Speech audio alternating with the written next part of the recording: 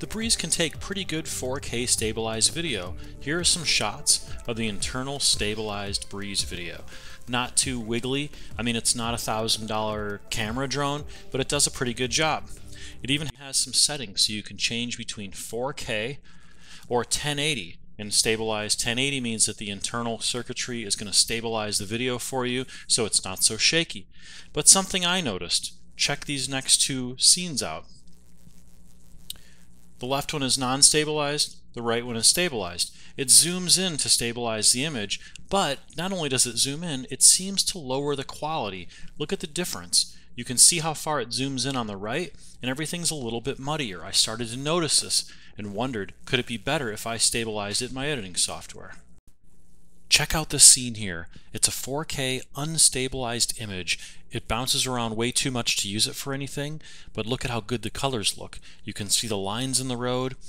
Now, let's compare that to the unstabilized 1080.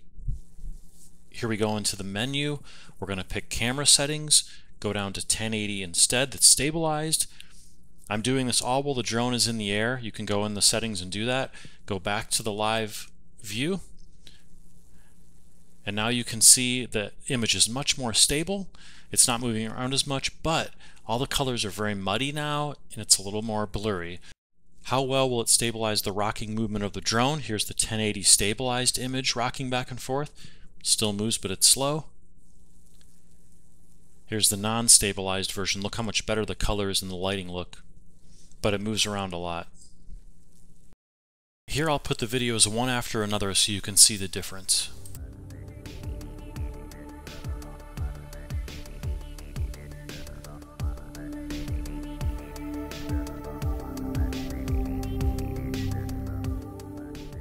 Let's see how the editing software can do at stabilizing the image and if it preserves the image better.